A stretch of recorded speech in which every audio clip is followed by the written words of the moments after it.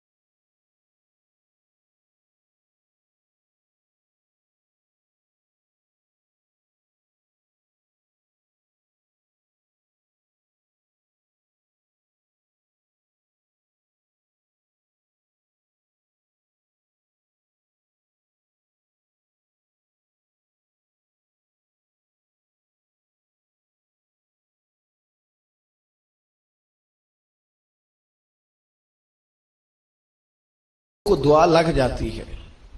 آپ کو جو آدمی بڑا چمکتا دمکتا اجلا نظر آئے نا، اس کا کبھی ماضی ٹٹولو گے نا تو کبھی کوئی اس کے گھر سے روٹی کھا گیا تو فقیر اور اس نے ذوق سے کھلائی تھی. کبھی پیچھے سے ٹٹولو گے تو کوئی روٹی کھا کے دعا کر گیا تھا. کوئی چند گھڑیاں دروازے پہ رہا تھا، اس نے نیکی کی تھی، دعا کر گیا تھا. کبھی ٹٹولو گے ڈھونڈو گے تو بیمار ماں نے کسی کو دعا دی تھی کہ پتر اللہ تیرے اوپر فضل کرے. کسی کے بوڑھے باپ بیمار نے دعا دی تھی اللہ تجھے کسی کا محتاج نہ کرے. کسی نے دعا دی تھی. وہ دعا ہے جو اس کے دائیں بائیں آگے پیچھے چلتی ہے. حضرت مولا علی شیر خدا رضی اللہ تعالیٰ عنہ گرمیوں میں بھی موٹے کپڑے پہن کے پھرتے تھے. لوگوں نے کہا حضور سخت گرمی اور پھر آپ تو بڑے دلیر آدمی، جوان اور گرمیوں میں بھی موٹے کپڑے. فرمانے لگے نبی کریم نے دعا دی تھی کہ اللہ علی کو موسم کی شدت سے بچا کے رکھنا. موسم کوئی بھی ہو علی پہ اثر ہی نہیں کرتا، شیر خدا پہ اثر ہی نہیں ہوتا. موٹے پہن لوں پتلے پہن لوں، اللہ میرے جسم کو موسم کی شدت سے محفوظ رکھتا ہے. اپنے لیے دعائیں سمیٹ چکروں میں نہ پڑھیں. وہ جی سب کی اللہ سنتا ہے، کس نے کہا نہیں سنتا؟ لیکن کچھ ایسے ہیں جو ہاتھ اٹھا دینا تو رب کریم قبولیت سے فرماتے ہیں دیر نہ کرنا، ذرا جلدی جانا. قبولیت سے اللہ کہتا ہے. کچھ ایسے ہیں جو ہاتھ اٹھا دینا ہاتھ تو اللہ تعالیٰ مرحوم خورشید گیلانی سے اللہ تعالیٰ ان پر فضل کرے. کچھ تھوڑا ربط رہا. انہوں نے نا ایک جملہ اپنی والدہ کے لیے کہا تھا. کہنے لگے میری اماں ان پڑھ تھی، اپلے تھاپتی تھی اور ان کا آنچل دوپٹہ بھی کئی دفعہ میلا رہتا تھا.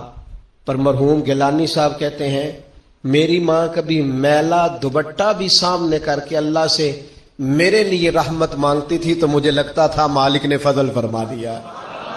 بھائی اپنے لیے رحمت اپنی والدہ سے، والد سے، بوڑھوں سے، بزرگوں سے دعائیں لیں. کچھ دعائیں ایسی ہوتی ہیں جو کرم کر دیتی ہیں، جو آسانی. اور ایک دوسرا پہلو بھی ہے، کبھی کسی بندے کو اتنا تنگ نہ کرنا کہ وہ اتنی تکلیف میں آئے کہ وہ خود تو کچھ نہیں کر سکتا، ماڑا ہے، لیکن پھر وہ رات کو اپنے رب کی بارگاہ میں بیٹھ کے کہے کہ تو حاکم و عادل ہے مگر تیرے جہاں میں ہے تلخ بہت بندہ مزدور کے اوقات. پھر ایسا نہ ہو غریب ہے، ماڑا ہے، خود تو کچھ نہیں کر سکا، پھر اللہ کی بارگاہ میں تیری شکایت کرے. ایسا نہ کرنا. میرے نبی پاک علیہ السلام کے درویش صحابی تھے حضرت سعید بن زید رضی اللہ تعالیٰ عنہ، فقیر فاقہ مست. حضرت عمر رضی اللہ تعالیٰ عنہ کے قریبیوں میں سے تھے. ایک عورت نے الزام لگا دیا زمین کے قبضے کا. میں کیسے آپ سے کہوں کہ جب لوگ کسی ایسے شخص پر جس نے زندگی ساری دیانتداری سے گزاری ہو، لوگ الزام لگاتے ہیں نا تو یہ بھی نہیں سوچتے ہم بات کس کے بارے میں کر رہے ہیں. کھلی ہوئی زبان ہوتی ہے، جو مرضی کہہ دیتے ہیں. حضرت سعید بن زید پر الزام لگا دیا. اتنا بڑا آدمی محبوب کا صحابی اور عورت نے الزام لگا دیا. اور جب اللہ والے بد دعا دیتے نہیں، لیکن جب کوئی تکلیف اتنی دے کلیجہ پھٹ جائے پھر بندہ کیا کرے. وہی بات کہ اب وہ کچھ کہہ نہیں سکتے تھے، ایک عورت پر کس طرح کوئی بات ہو سکتی تھی.